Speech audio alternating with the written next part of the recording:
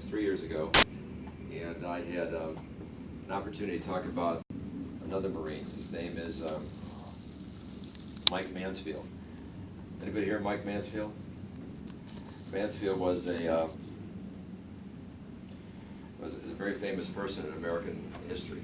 He was born in 1903. His parents had been Irish immigrants and settled in New York, but his mother died when he was only 3 years old. So his dad sent him off to relatives in Montana, 1903. Things were really rough in those days. Economics were really bad. He got to Montana, and he had only got education up to 7th grade. So when he was 14, World War I was starting, about 1918. He joined the U.S. Navy and served for a little over 18 months on ships in the Atlantic with the Navy.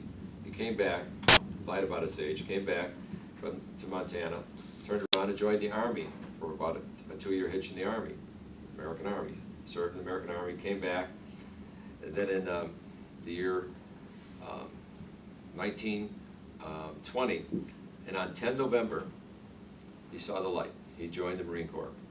He had a 3-year hitch in the Marine Corps, went off to the Philippines, China, Marine, finally came back to Montana, no education, became a mucker in the copper mines. Met a young Irish lady named Maureen. He married her. She got him into some basic education, took some equivalency test, went to the mining school, finally got into the University of Montana, got his bachelor's degree, went on to have a master's degree. Then he taught at the University of Montana for about 10 years. He taught history. Then after 10 years, this man who's sort of coming into his own was elected to Congress. He served 10 terms in Congress, 20 years in the U.S. Congress. But then he went on to serve 24 more years in the Senate. And while he was in the Congress, he got the law passed that made the Commandant, gave the Commandant of the Marine Corps a seat on the Joint Chiefs. And the law passed that gave us 3 divisions and our air wings in contract with the government. He protected the Marine Corps because he knew somebody named Harry Truman was once again trying to shut down the Marine Corps. So this gentleman had been a congressman, a senator, and then he retired. He was also a majority leader, the longest running majority leader. He retired and they made him ambassador to Japan. One of the longest running, most successful ambassadors. When he was ambassador under Jimmy Carter, when Reagan took on, he was so impressed with his man, there was a Democrat, he kept him there. They put a statue to him in Japan. He was just an incredibly accomplished person. Ambassador to Japan. Comes back home, the White House gives him the Special Medal of Honor, and he comes back home and he's used for special missions for the White House. So he's well into his 90s, still serving his country.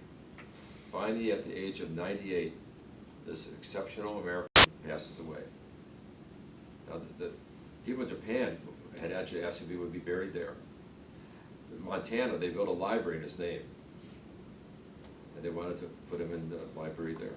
They wanted to build a tomb for him. But he wanted to be at Arlington. And they put the VIPs up there on the hill in Arlington where they have the special flame. But do you know where his gravesite is? He's in section 2, row 6949 in Arlington, in a very plain white marker. You know what it says on that marker? It says, Michael Joseph Mansfield, Private, U.S. Marine Corps.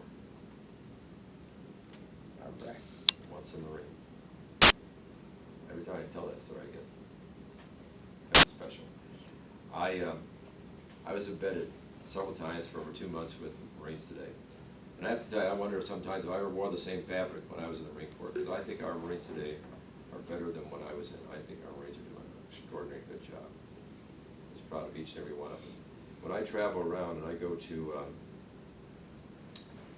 places where I might have gone to school, I like lectures sometimes at Notre Dame, and I attend board meetings of companies I'm involved with. Some young people sometimes ask me where I would learn leadership, assuming I might have some, and they want to know how they should do that. They're never happy with the answer, so I know in a case like that, it's best to give them straight and fast. I tell them I didn't learn leadership on any college 101 course. I learned leadership 24 hours a day, 7 days a week, on a little island off the coast of South Carolina. I learned it from every NCO and officer I met. Why? Because they're immersed in a culture of excellence, founded on virtue, discipline. It changed my life for a long time. I'm proud to be a Marine. Semper Fi. Right.